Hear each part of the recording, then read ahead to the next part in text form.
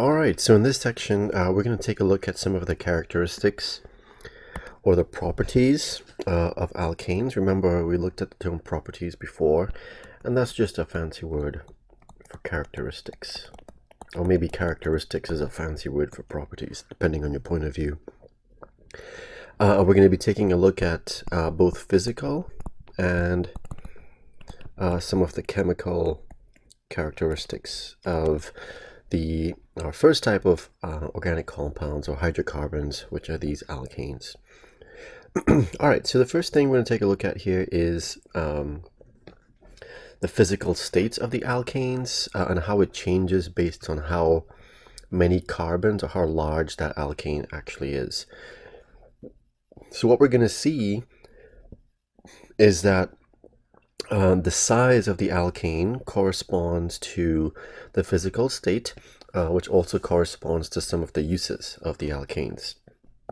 What we're going to see is that really small alkanes actually tend to be gases at room temperature.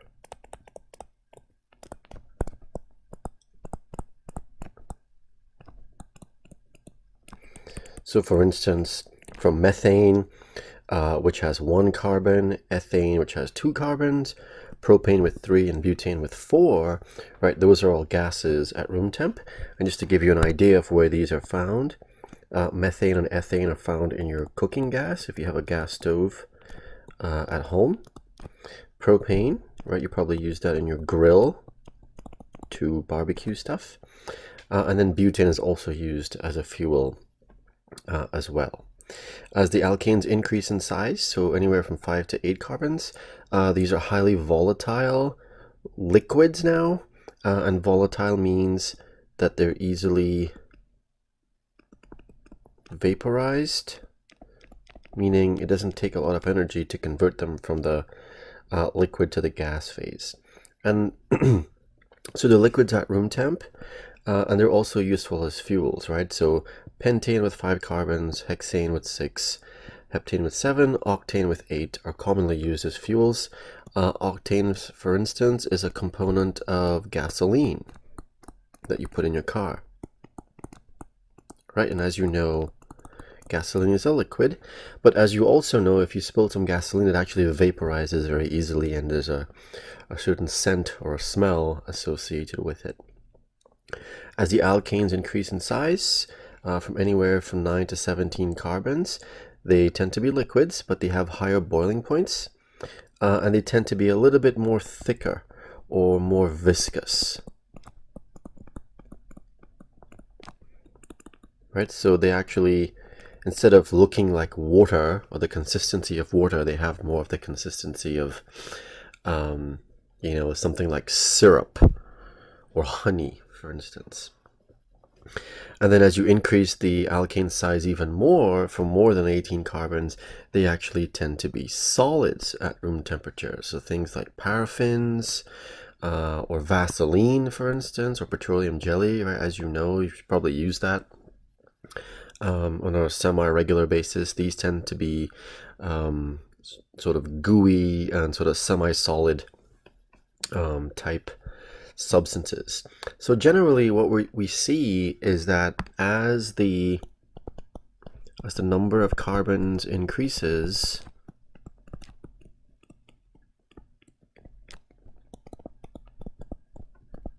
right, there's a trend that we observe, and that trend is going to be the same, not just for alkanes, but for all of the hydrocarbons and all of the organic compounds that we're going to see. So as the number of carbons increase, the physical state starts to change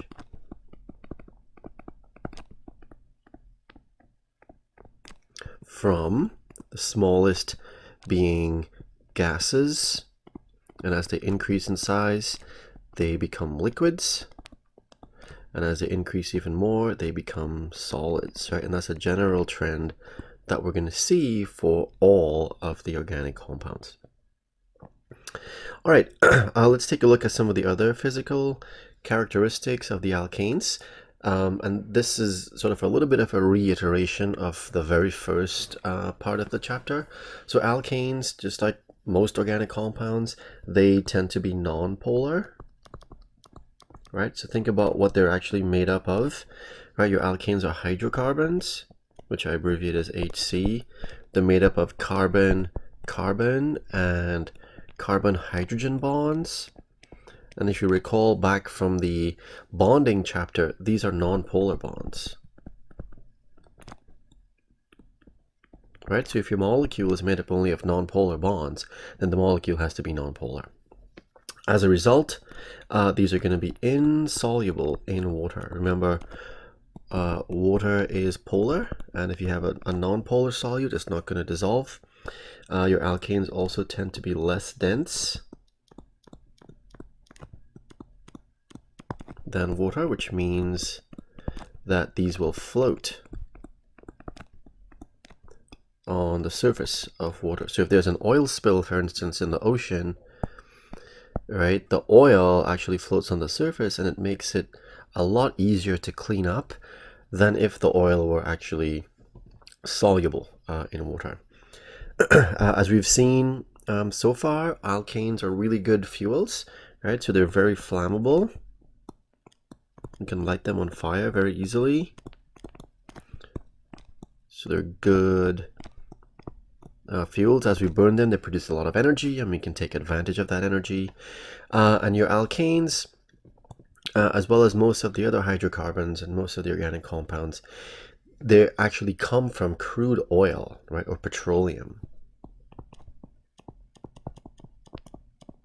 And that's where we get most of our hydrocarbons from, by the fractionation or the distillation of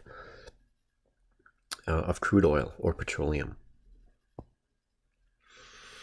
All right, so let's take a look now. We'll switch gears a little bit and take a look at some of the chemical properties or the chemical characteristics of our alkanes. And when we talk about chemical properties, really what we're looking at are the reactions that our alkanes are going to undergo. And I'll just tell you this right now, your alkanes are sort of the least exciting of the hydrocarbons.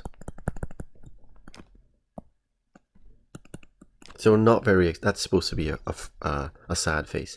They're the least exciting. Really, there are only two major types of reactions that they're going to undergo. And the first one is something that we've seen before when we looked at types of reactions. They're called combustion reactions. And if you remember, we talked about combustion as the reaction with oxygen, O2, to produce carbon dioxide. We get a little bit of water vapor, and then the most important thing that we get is energy from this. Right, and that's what we take advantage of when we burn or when we combust these alkanes. All right, so the example that's shown here, this is methane, all right, which again is found in your cooking gas at home.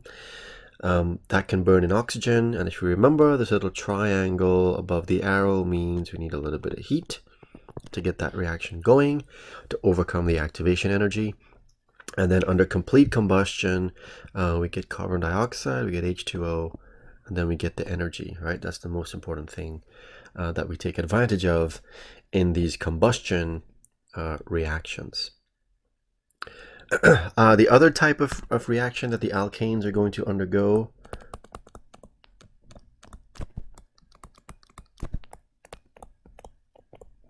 are substitution reactions.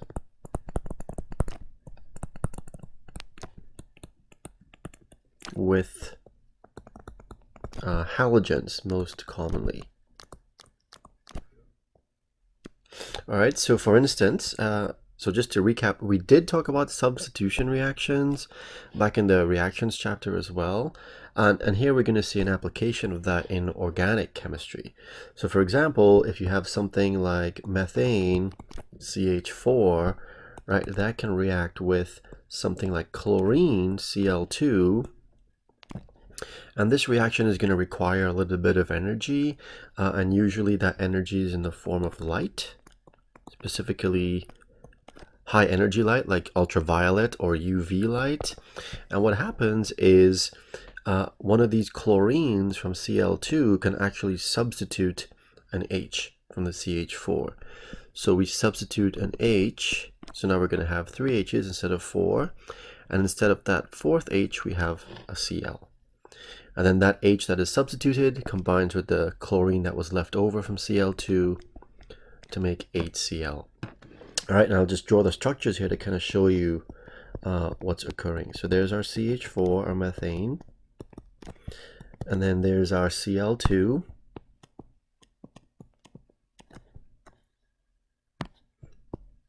All right, so what can happen here is the Cl, again, we need UV light for this to happen, ultraviolet, high energy light,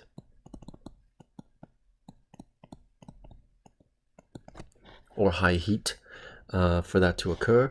The Cl, one of the Cl's, can take the place of one of the H's, right? So we can say the chlorine substitutes or replaces